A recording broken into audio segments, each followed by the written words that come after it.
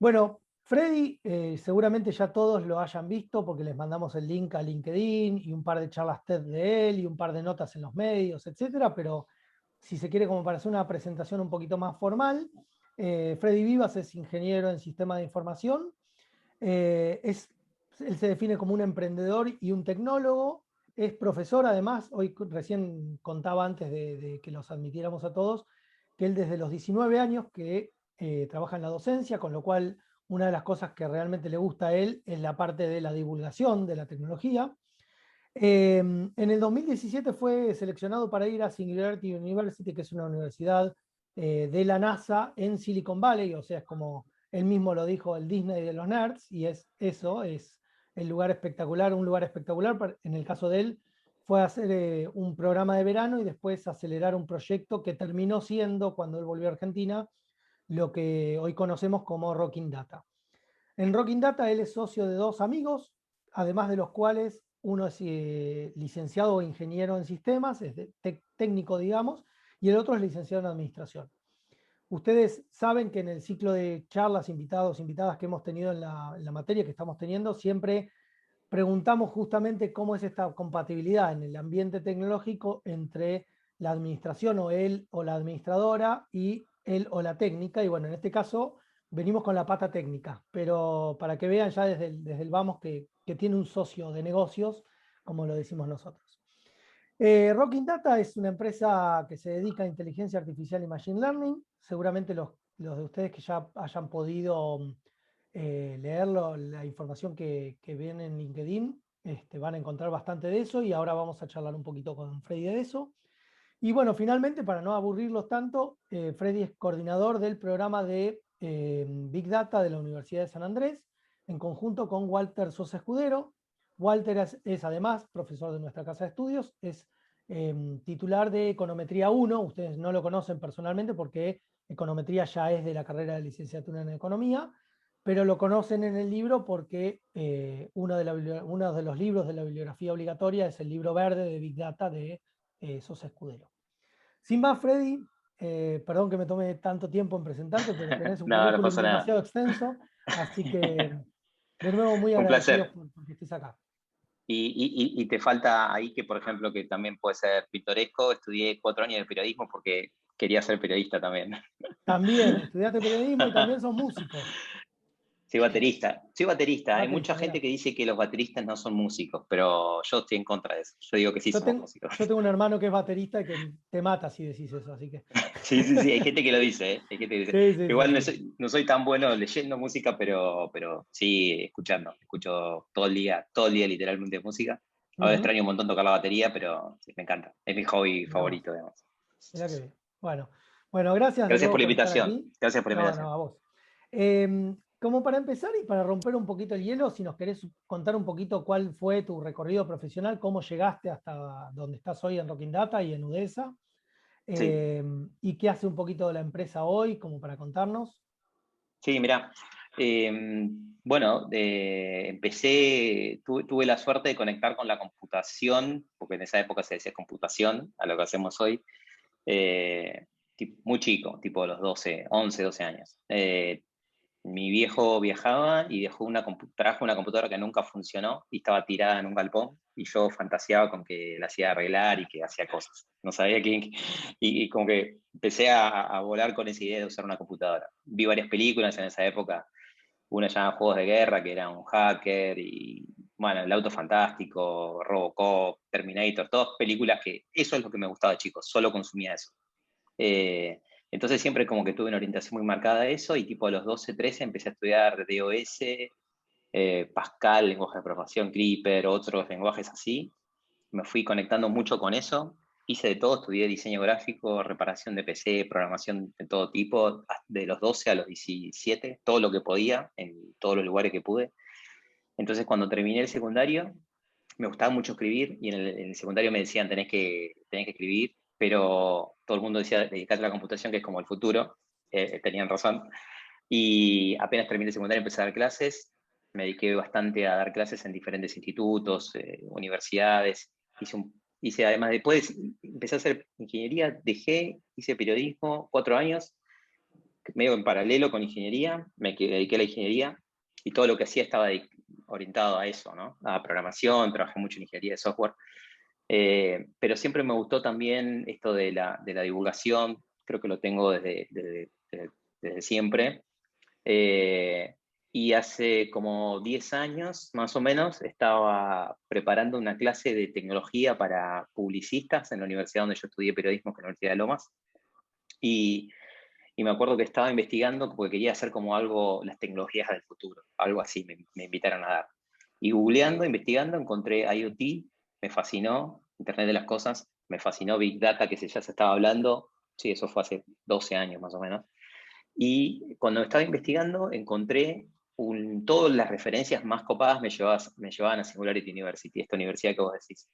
Entonces empecé a investigar sobre lo que hacían ahí, descubrí que tenían como mucho foco en las tecnologías exponenciales, esas tecnologías que están creciendo muy rápido, tipo nanotecnología, robótica, blockchain, biotech, inteligencia artificial. O sea, era como, no existía nada en el mundo, nadie estaba hablando de eso y ellos se focalizaban solo en eso. Me pareció increíble. Después encontré el libro de Santi Bilinkis, el del pasaje al futuro, que hablaba de todo esto. Postulé para ganar una beca para ir a estudiar allá, perdí, postulé y gané. Y me fui allá 2 meses, invitado por Google y la NASA, que son los que la NASA daba el lugar y Google ponía la plata para tener una beca para vivir ahí 2 meses. Fue una experiencia, imagínate, éramos 90 de 50 países distintos, gente de África, de todo el mundo, con idiomas que era un quilombo. La primera semana me volví loco, no entendía nada. Clases de blockchain, todo completo, una semana de 8 a 10 de la noche. No sé, qué sé yo, ir a conocer al fundador de Firefox, gente de Google, ir a trabajar a empresas de Silicon Valley. O sea, fue como hacer un MBA. Bueno, fui a Stanford también a estudiar unos días. Fue como hacer un MBA súper intensivo en 2 meses. Y después también pude incubar mi startup, que era una startup de Big Data para tipo Smart Cities. Yo ya venía trabajando en una empresa de telecomunicaciones en el área de Big Data, armando el área de Big Data. Paralelamente, mientras estuve viajando, estando allá, cuando volví, me fui de esa empresa y me llevé a 2 de sus mejores talentos, que son hoy mis socios de Rocking Data. Entonces veníamos ya trabajando en Big Data, contratando gente, creando casos de uso, migrando la tecnología, fracasando con proyectos que no funcionaron, aprendiendo un montón de todo eso. Y bueno, eso fue 2017 y a fin de 2017-2018 ya arrancamos Rocking Data, que casi entonces 3 años y 8 meses.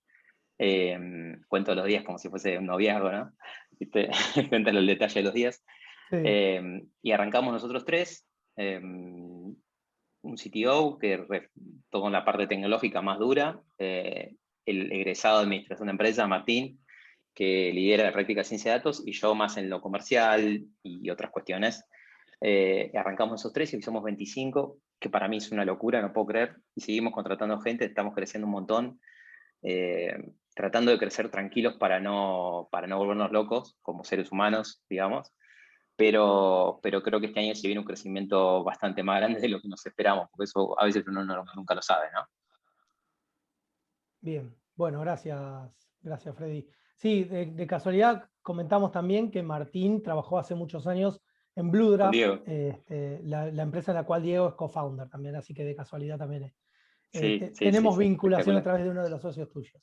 Bueno, Sí, a ver, ustedes, dentro de lo que sabemos, Rocking Data se encarga de tratar de generar ventajas, tratar de potenciar a través de los datos a empresas cuyo core no son los datos justamente. O sea, es muy sí. fácil para nosotros, si se quiere, entender un poco en las empresas nativas tecnológicas qué es y cómo hacen con los datos.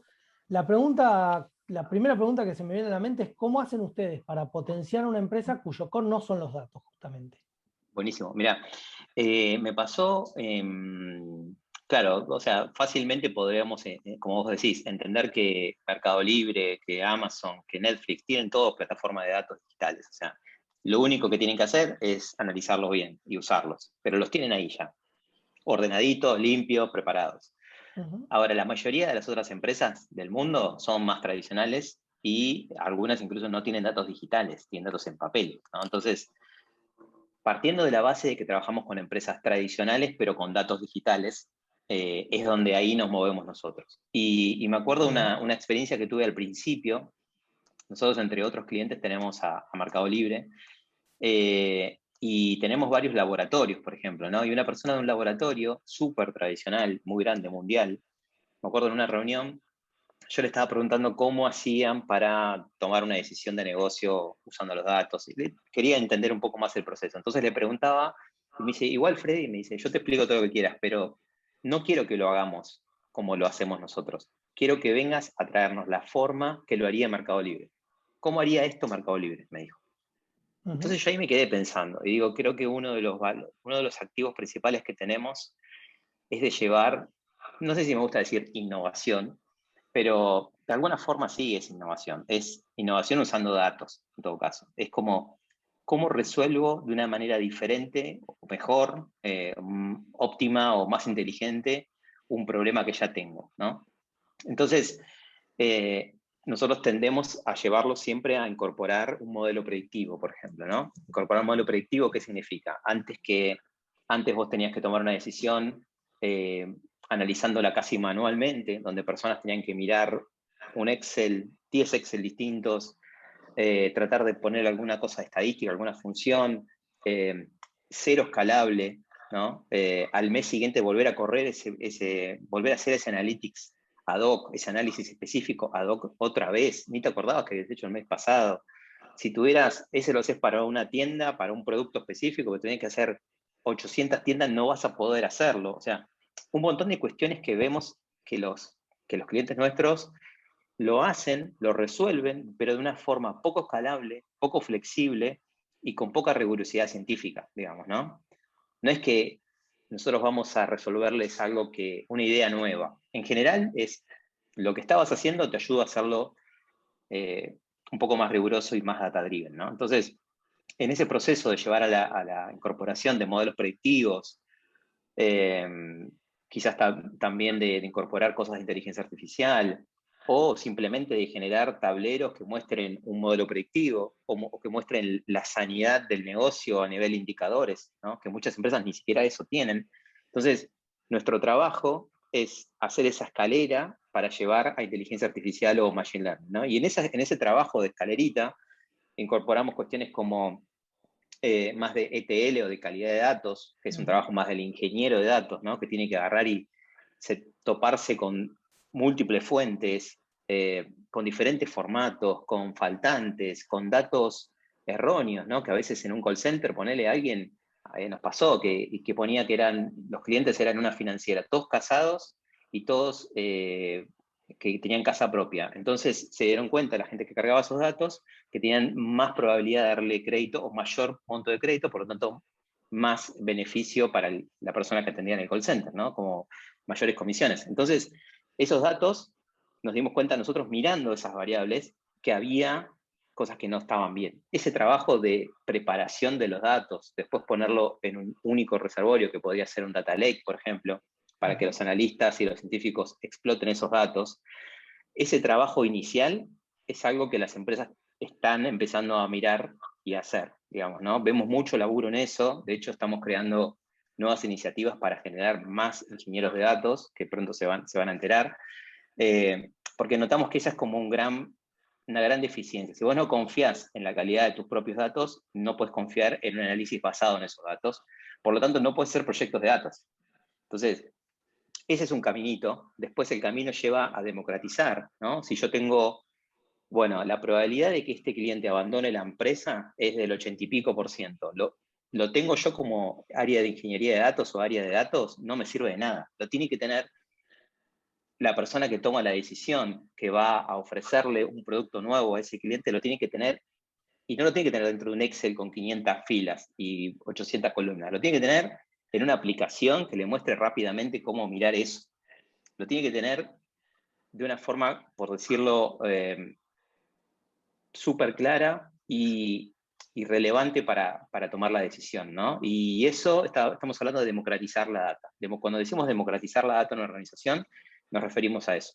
No que la data la tenga el área de tecnología, sino que toda la empresa esté atravesada por la capacidad de tomar decisiones con los datos de manera pertinente. Entonces, ese es como el segundo escalón. El primero, digamos, recolectar la data, mejorarle la calidad. El segundo sería como más de organizarla, poner en un data lake. El tercero sería como democratizarla. Y el cuarto podríamos decir que es ya tener la información disponible y con un modelo predictivo, digamos, ¿no? Ahí es donde aparecen más resultados y nuestro trabajo es llevar a las empresas a ese lugar. Bien, impecable. Sí, hago un paréntesis. Seguramente recuerden de la clase de Diego, lo que está comentando Freddy con otras palabras es el Analytics Journey que Exacto. ha comentado Diego en su clase. La escalerita esta.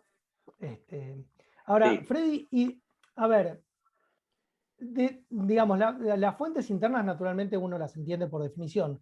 Ujú. ¿En qué fuentes externas, no sé si por ahí querés eh, agarrar algún ejemplo particular como porque por ahí es Sí. demasiado general la pregunta, ¿no? Pero ¿en qué fuentes o de qué fuentes externas ustedes también pueden llegar a conseguir datos que puedan llegar a potenciar una empresa?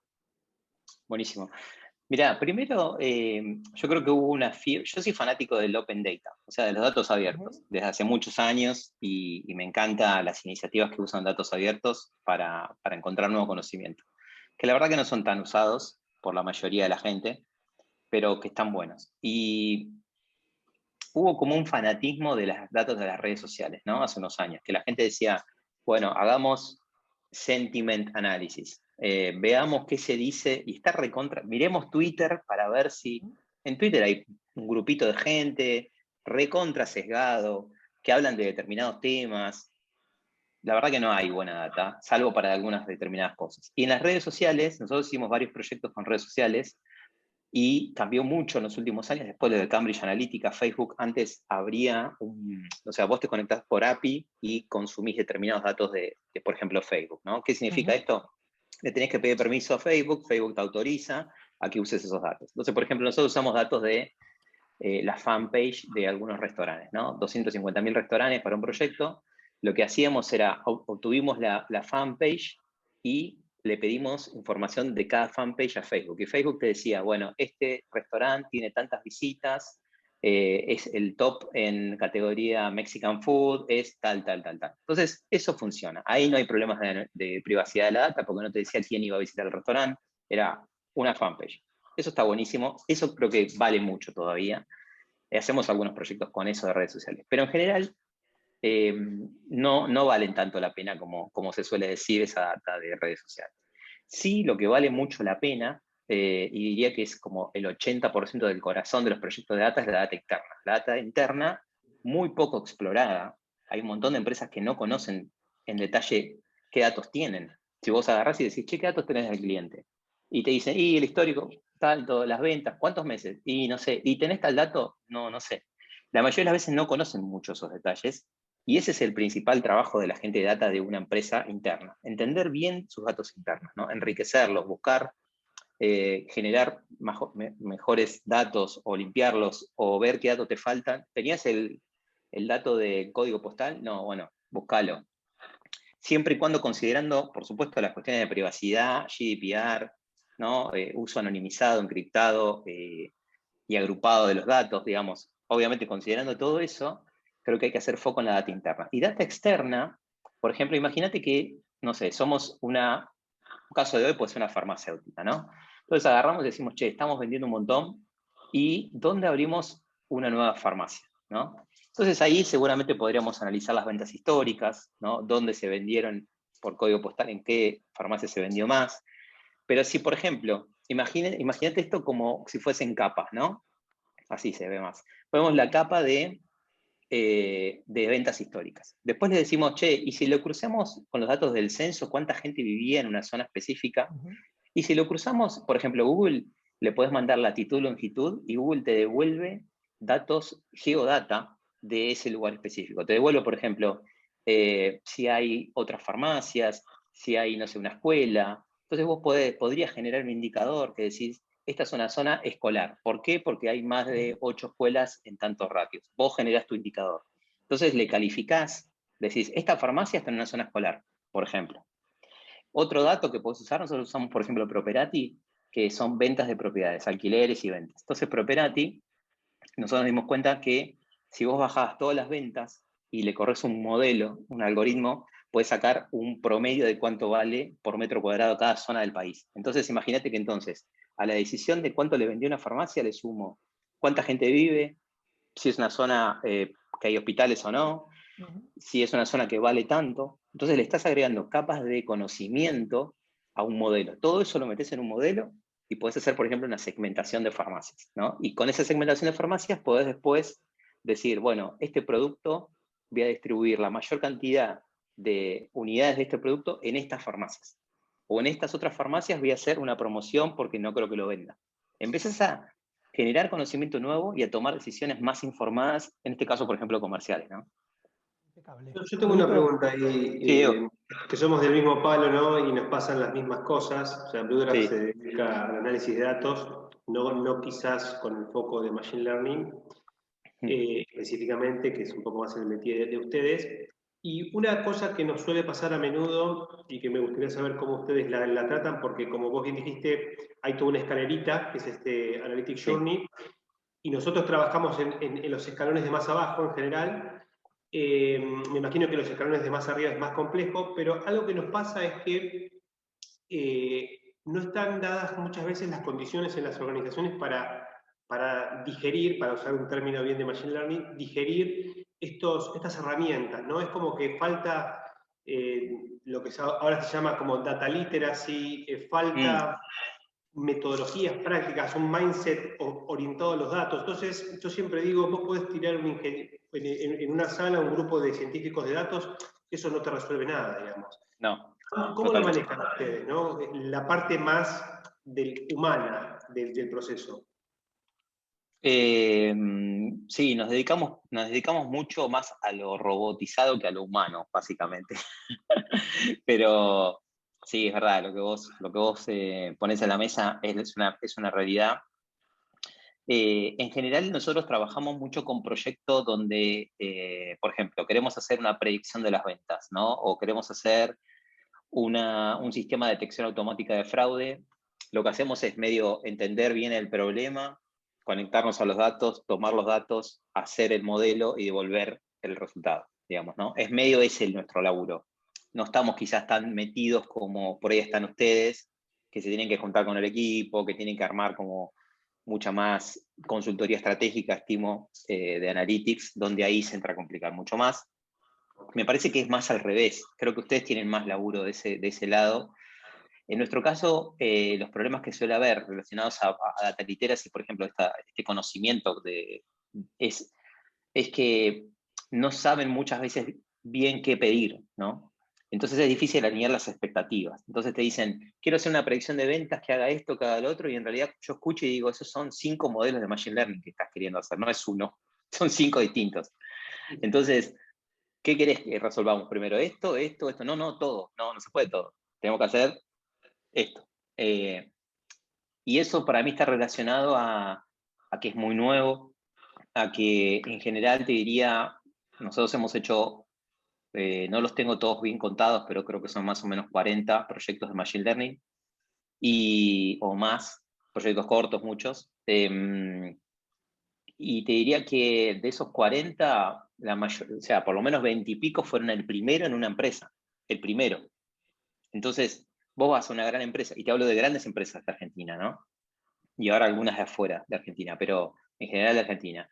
Y vas a una empresa, y es el primer proyecto, está todo para hacer. Vos tenés que ir y llevar una metodología. También es algo que aprendimos, ¿no? Porque antes era como, bueno, vamos a hacer el proyecto. Dale, todo buena onda, pero ¿y qué hacemos? ¿Cuál es el primer paso? Entonces fuimos creando nuestra propia metodología para implementar. Tenemos los sprints armados, incorporamos cosas de Agile. Tratamos de darle todo muy masticado al cliente. Por ejemplo, hacemos business case, o sea, a un cliente que yo todavía no le vendí, a veces le armo un business case. Me acuerdo cuando entró un chico, uno de nuestros líderes proyectos, que es economista y que hizo el máster en Data Science. Cuando entró me dijo, yo le decía, bueno, porque vender a veces es difícil, porque la gente no ve el valor, y dice, ¿por qué tengo que gastar esta plata en esto si no sé cuánta guita me va a traer de más ventas? ¿No? Entonces, este chico cuando en la entrevista me dijo, y le haces un business case. ¿Cómo hacen el business case? Le digo, no, no hacemos nada. Ah, porque yo en la empresa que estaba antes hacía business case. Bueno, le dije, este nuevo trabajo, vas a hacer business case. Y entonces ahora él, como líder de proyecto, una de las cosas que hace en todos los proyectos es armar un business case. Esto va a tardar tanto, te va a dar entre este y este ROI. O sea, le ponemos como una visión más de negocio para también facilitarle a la persona que nos contrata que se dé vuelta y le explique al director lo que está haciendo con la plata. Y eso todas cosas que en el futuro yo creo que las áreas, las empresas lo van a resolver por sus propios medios, pero hoy están como a ciegas en general, ¿no? Por eso también nosotros desde Rocking Data tratamos bastante de hacer esto de divulgar y no sé, de participar o hacer rasteo o lo que sea, porque cuantos más informados estén nuestros clientes o nuestros futuros clientes, va a ser todo más fácil. Además que realmente, por lo menos yo le veo, y Rocking Data en general le ve la visión de estamos haciendo tecnología que tiene un propósito bien claro. La mayoría de las veces se enfoca en vender más, retener, fidelizar, optimizar un proceso. Y eso hoy, más que nada, más que nunca hoy en Argentina, es súper necesario. Entonces, yo la verdad que siento que estamos agregando valores desde ese sentido también, ¿no?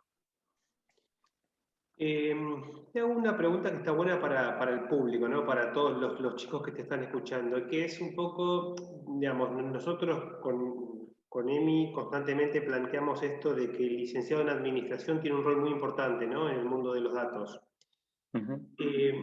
Desde tu visión, digamos, ¿cuáles son, digamos, los conocimientos, capacidades que, más desde una mirada como la de Martín, hay que desarrollar para involucrarse en este mundo, digamos?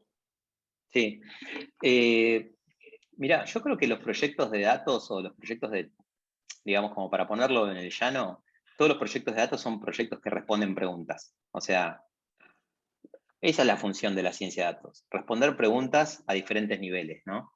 Entonces, podés responder preguntas de qué pasó, por qué pasó, o preguntas de qué pasará, o responder una pregunta para millones de personas en un segundo, como hacen las técnicas de Big Data, ¿no? Como una empresa que tiene, no sé, 500 millones de, no, 500 millones no, pero tiene 50.000 productos con diferentes pricing para cada uno de esos 50.000 productos, termina teniendo 500.000 productos que ponen el precio todos los días en forma automática. ¿Cómo hace para hacer eso? Imposible hacerlo humanamente.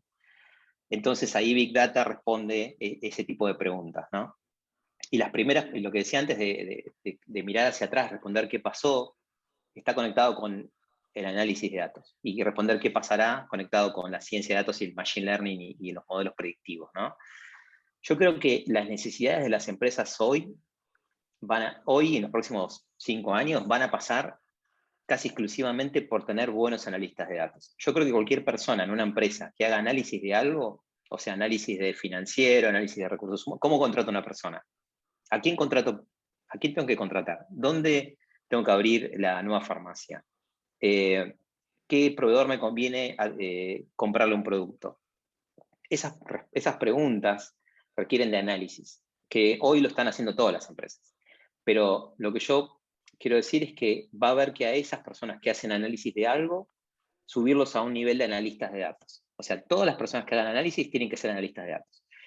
¿Y cómo lleva una persona a ser analista de datos? Bueno, hay cosas como muy elementales que creo que hay que desarrollar. Temas de, por ejemplo, de herramientas, como puede ser saber usar súper bien Excel, saber correr alguna estadística básica dentro de Excel, saber correr buenas funciones, saber visualizar datos a través de alguna herramienta como puede ser Power BI, MicroStrategy, Tableau, saber subir datos ahí, organizarlos, subirlos, mostrarlos, saber consultar datos a través de una consola de SQL, saber algo de SQL es importante. Saber contar una historia con datos, saber cómo mostrar información en un comité, sentarte con un directivo y decirle, mirá, vamos a abrir esta sucursal, esta farmacia nueva por esto. Y yo te cuento la historia, te muestro el data storytelling, que es una mezcla entre contar una historia, una narrativa, mostrar datos y hacer visualizaciones, ¿no? Es como una mezcla de un comunicador que sabe de diseño gráfico y que sabe de datos. Un analista tiene que saber hacer eso, porque si no, yo vi, ahora casi no se ve, pero antes cuando trabajaba en empresas, y yo lo tuve que hacer, capaz tenés 3 minutos para contar un proyecto de 6 meses. Y, y es una lástima que se tire a la basura el trabajo de 6 meses, que por ahí no se pueda seguir invirtiendo en ese proyecto, simplemente porque la persona que te dedicó esos 3 minutos no lo entendió o lo aburriste con la técnica. A mí me pasó una vez con un gerente de una empresa muy grande que me dice, che, vamos a tomar un café, estábamos en la empresa, fuimos a la cafetería, y me dice, che, ¿cómo viene el proyecto? No, bueno, y ahí yo me metí, cosa que estaba recién arrancando, a explicarle por qué habíamos tomado una decisión técnica. No, usamos Python por esto, y se levanta, no sé qué, a buscar algo, me toca el hombro y me dice, Freddy, no me interesa si lo hiciste en Python, en R o en tal. Me interesa saber el resultado, cómo seguimos, dónde conviene invertir. Él quería que le dijera esas 3, 4 cosas. Entonces, entender a quién uno le habla y qué cosas tiene que contar y qué cosas no, lo tiene que saber hacer un analista, tanto como todo lo otro que decía. Entonces, esas son todas las cuestiones que creo que los analistas tenemos que hacen análisis de algo, tienen que desarrollar. Después en las empresas va a haber un equipo de ciencia de datos maduro, que tenga arquitectos de datos, ingenieros de datos, que tenga programadores en Python, R, que sepan de cloud en la nube para subir los modelos que uno haga, pero la visión cercana al negocio la va a tener el analista, y los administradores de empresas son muy buenos haciendo eso. Sumando esas herramientas que decía al principio de análisis de datos, van a ser como la mejor mano derecha del negocio, digamos, ¿no? Bueno, me alegra que estamos orientados, porque el Ni mensaje hablar, que ni estamos hablar. dando es el mismo, así que estamos Buenísimo. Casi que pensando egoístamente en nosotros decía, qué bueno que estamos orientados, pensaba lo mismo. Genial, va Bueno, por ahí. Freddy, Hay que ir por ahí. bueno, no te quiero robar más tiempo, tenemos 20 preguntas más para hacerte. Muchas de las que teníamos de los chicos las respondiste, algunas directamente y otras tangencialmente, con lo cual no viene al caso. Hay una pregunta que Dale, me sí, gustaría no hay problema. acercarte, que es, hay un caso de un equipo de fútbol de Inglaterra, que es el Brentford Football Club, que Sí, quizás no lo conozcas el caso, pero sí, sí, ascendió ahora. me suena la historia. Bueno, ascendió ahora de división a la máxima división de Inglaterra y es conocido en este ámbito porque el dueño del club dijo muchísimas veces que él tomaba decisiones casi exclusivamente en función de los datos. Las decisiones eran completamente data-driven, digamos. Okay.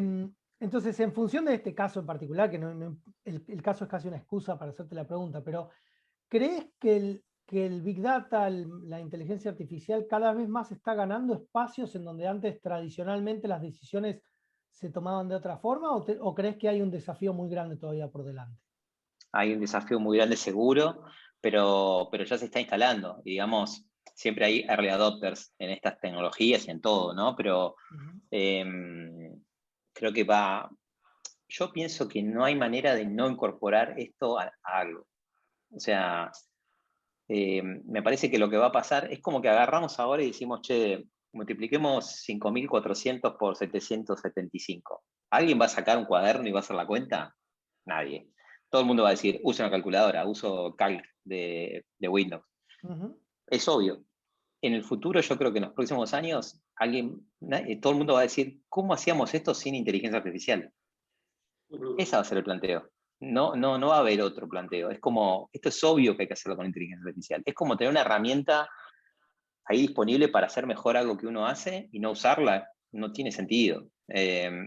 Y acá no estoy hablando de la fantasía que suele haber con reemplazar a los humanos y te sacan el trabajo y todo eso. Estoy hablando de una herramienta que te sirve a vos para hacer mejor lo que hacías. O sea, lejos para mí está seguramente va a haber tareas que se automaticen con AI o con RPA, con robotics, pero va a haber muchas nuevas cosas que vamos a hacer porque vamos a ver realidades y conocimientos que antes no veíamos, ¿no? Entonces, por ejemplo, si yo soy vendedor y yo tengo un sistema que me califique mejor los leads, voy a vender más, porque el sistema de inteligencia artificial que me dijo, che, mirá que este cliente está buscando esto, yo voy a hacer esa venta mucho más rápido y voy a poner a venderme otra cosa. Entonces no me va a sacar ese chatbot, no me va a sacar el trabajo, me va a ayudar a mi trabajo, ¿no? Seguramente hay gente que lo implemente mal y que va a haber muchas discusiones sobre esto en los próximos años, pero volviendo a tu pregunta, yo estuve hace un tiempo metiéndome un poco con el deporte, específicamente en básquet, porque tengo un amigo que es experto en básquet, ex basquetbolista, y se metió mucho con esto de los datos, y como de lo único que hablamos es de data y básquet por WhatsApp. Entonces me pasa link, le paso links, hacemos audios, qué sé yo, hablamos solo de eso. Y me mostró un mundo impresionante que yo no sabía que existía, de básquet de NBA, es como el futuro de la inteligencia artificial, machine learning en el deporte, está ahí, está todo ahí. Lo mismo que NFL, de hockey. Eh, y hay cosas que son impresionantes, como por ejemplo, no sé, la clásica pizarra donde anotaba jugadas, eh, que como que guardan las jugadas que vos vas haciendo y te sacan una proyección después de cuál es la mejor jugada que tendrías que hacer en base al diseño que vos hiciste en una pizarra. O sea, en Argentina, en Bahía Blanca, por ejemplo, Pepe Sánchez tiene un centro de entrenamiento que la semana pasada estuve hablando, o la otra, que están haciendo cosas también con sensores, están cambiando el juego, o sea, el juego en sí mismo está cambiando por los datos que se encuentran. Entonces, por ejemplo, un jugador, antes se decía tipo, estas son las zonas por donde, zonas calientes, que como tipo, ¿cómo se dice? Mapas de calor, por acá se mueven los jugadores. Y ahora ya no solo dicen, por acá se mueve el delantero, no, dice, el delantero suele ir después de los 15 minutos por acá, y cuando tira al centro lo tira así y lo patea con tal pierna. Cuando patea un penal, 10 de cada 100 veces, o sea, el nivel de data que tienen, los jugadores dicen, hasta tenemos más data de la que podemos procesar mentalmente. Entonces, el técnico agarra y me dice de a poco, me va diciendo para cada partido, como, imagínense como un bilardo, pero data-driven, Claro, ¿no? eso te iba a decir, es Justamente, justamente Es Diego, vos como, sabés que usa el ejemplo de Bilardo cuando da sí, Business Analytics, porque es el primer analítico de datos de claro, la era más conocida, digamos. Y sí, esto se emparenta un poco con lo que decía vos, que es la fuerza del storytelling también, ¿no? De saber transmitir los datos, que con saber conocer transmitir tantos los datos no datos. alcanza. No, encontrar buenos insights y transmitirlos correctamente y apropiadamente y en el momento correcto, digamos, ¿no? O sea, hay un concepto que se llama Smart Data, que es como el mensaje correcto, de la forma correcta, en el momento correcto, a la persona correcta, ¿no? En este caso está más aplicado al marketing, y es como, hay unos casos, por ejemplo, de real time decision, que vos vas, no sé, por ejemplo, yo trabajé en uno donde estaba llegando a Seiza y te llegaba un SMS y te decía, che, te estás yendo de viaje, por $2 activa el roaming. Y eso lo que pasaba, iba a mi teléfono registrando las antenas, y cuando yo iba llegando al lugar, chequeaba que yo no fuera un taxista, porque si yo viajaba todos los días era un taxista, entonces no me mandaba el SMS. Chequeaba que yo tuviera un scoring de pago bueno, entonces me mandaba una determinada promo. Hacía un modelo en tiempo real, eh, y en ese momento decidía qué oferta me iba a mandar en un SMS. Entonces, eso es Smart Data, digamos, ¿no? Eso es como una técnica compleja, porque el Real Time Decision necesita de una tecnología específica, la data tiene que estar muy pulido todos los procesos, pero es un ejemplo de hacia dónde se puede ir, y de la importancia de ser asertivo y que la data te llegue en el momento que vos la necesitas, ¿no? Creo que no es solamente tener la data de una forma clara, sino que cuando un tomador de decisión, ya sea un directivo que agarre y dice, che, estoy teniendo mucho ausentismo, o tengo miedo que se me vaya mucha gente de la universidad y abandone, ¿a cuáles tengo que conectar? No sé, tengo 10.000 alumnos, ¿cuáles son los 500 que tengo que llamar por teléfono mañana? Necesito tener esa data de una forma clara, y para eso trabajamos, ¿no? Los proyectos de Analytics, los proyectos de Data Science, lo que buscan es eso, que sirvan para tomar decisiones. Bueno, de hecho, otra de las metáforas que solemos usar es la alquimia versus la química, ¿no? Como esos dos modelos de toma de decisiones, donde la química vendría a ser basada en datos, ¿no? Totalmente, sí. Yo creo que, yo soy un poco fanático del tema, pero al margen del fanatismo, hay mucha gente que dice, no, por la intuición, no, el director de la universidad tiene que saber hacerlo, el director de marketing de una empresa sabe cómo se hacen las cosas, siempre se hizo así, él sabe. Esto no va en contra de la intuición. La data potencia la intuición. O sea, de hecho, yo con mi startup uso la intuición todos los días para hablar con gente todo el tiempo, pero siempre miro data, ¿no? Entonces, creo que es como un complemento ideal. tener estos tipos de modelos predictivos y data que te sirva para tomar la decisión que tengas que hacer en el momento correcto. Decisiones más informadas, digamos, ¿no? ¿Te puedo hacer una última? Sí, Esta es claro. más mía. Esta te la pregunto yo para mí. Dale. Ya que te tengo. ¿Sabes que yo, una de las cosas que digo es que las decisiones políticas no están basadas en datos? Trabajo con esa hipótesis, que la decisión política está basada en valores y no en datos. ¿Qué opinas al respecto? ¿Política te referís a la política en sí o A política la decisión de como...? más alto nivel, viste que Ah, la decisión estratégica, ¿no? La decisión mm, de concebir un objetivo. sí. ¿Qué opinas? Para Vos sabés que discutirlo, una ¿no? vez, yo siempre me imaginaba esto, es como, viste, conoces a una persona y a los 2 minutos decís, con esta persona me voy a hacer amigo, o con esta persona puedo hacer un negocio, confío en él. Y vos decís, 2 minutos pasaron, ¿cómo puede ser que pienses eso? Y una vez yo lo creía y una vez hablé con una chica que trabaja en neurología o en algo de eso, que no entiendo bien porque tiene tantos máster y qué sé yo que no sé bien, que me decía, en realidad, cuando vos conoces a alguien, tu cabeza corre una especie de modelo de machine learning, me dijo. Que lo que hace es, todas las experiencias que tuviste, toda la data que le diste de comer a ese modelo histórico, de cómo, ante determinados gestos, tono de voz, qué sé yo, que te hizo acordar la cara a alguien, contexto, un montón de cosas, tu cabeza decide en el momento confiar. Eh, y creo que eso es valioso también, digamos, ¿no? Por eso recién decía lo de la intuición. Digamos, tomar decisiones así como a ese nivel, me imagino que en un alto nivel, un director de una empresa, de una multinacional, también hay mucho del feeling, digamos, ¿no? Por ahí tenés tenés que contratar a un proveedor. 2 empresas, una tiene 500 personas, y yo lo veo con las primeras contrataciones que nos hicieron a nosotros. 2 multinacionales nos contrataron y éramos 4 personas trabajando en Rocking Data. No existía Rocking Data. ¿Por qué nos dieron la oportunidad? Para mí, por intuición. Dijeron, voy a confiar en ellos 4. O éramos 3 en ese momento, en realidad. Voy a confiar en ellos 3. Charlamos, nos hicieron preguntas, demostramos que algo sabíamos, pero era todo riesgo. Era puro riesgo la contratación. Y de hecho yo me hablo a veces con esa gente y les sigo agradeciendo y algunos pegamos mucha relación como amigos, entonces compartimos cosas, todo. Pero digo, esa decisión fue una decisión política, ¿no? Porque le ganamos hubo un par de casos que no puedo decir los nombres, pero le ganamos en licitaciones a grandes empresas y ni siquiera fue solamente por la plata, porque en algunos casos no fue por la plata. Querían probar algo distinto probablemente. Entonces, creo que el valor de la intuición está bueno, pero me parece que, bueno, si por ejemplo estamos hablando de, no sé, nosotros corrimos un modelo predictivo en un sanatorio, el segundo que recibió más casos de COVID en Argentina, en Buenos Aires. Ese sanatorio, yo tengo un amigo que es el director de terapia intensiva y él me pidió, viendo un caso que se hizo afuera, que hagamos un modelo predictivo para predecir cuánta gente iba a ingresar al sanatorio con COVID.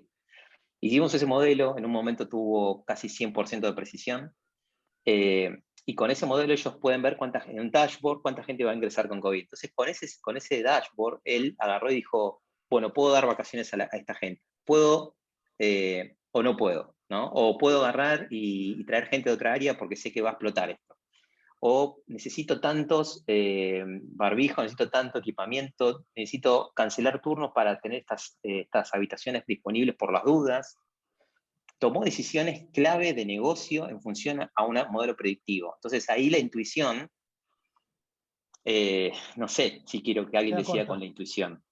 Quiero que alguien decida mirando esos datos, porque hay vidas en juego. Entonces, creo que hay un balance y como que también está bueno tener como, en ese caso, un directivo que era un tipo con mucha experiencia y con mucha intuición, pero también que se ponía a mirar eso y decía, bueno, a ver qué está diciendo este algoritmo, ¿no? Bien, bueno, me quedaría charlando 1 hora y media más, pero tenés un montón de responsabilidades y nos habíamos comprometido hasta las 7:30, así que ya de por sí te No hay robamos problema. 15 minutos más. Me estoy no sé, haciendo Diego, un máster de marketing porque soy nerd y me tengo que ir a una clase. muy bien, me parece espectacular, espectacular. Estamos más o menos igual, así de inquietos, así que Sí, seguimos en esa. Bueno, Freddy, un placer, nuevamente ¿eh? agradecerte muchísimo la presencia, la predisposición, todo el compartir el conocimiento que tenés. Seguramente te jodamos en otro momento y desde ya que es un placer y un honor para nosotros tenerte aquí. Gracias, El placer es mío. Gracias por la invitación. Saludos a todos los que están ahí. Gracias, Adiós. Freddy. Nos vemos. Chao, Diego. Chao, Emilio. Chao, che.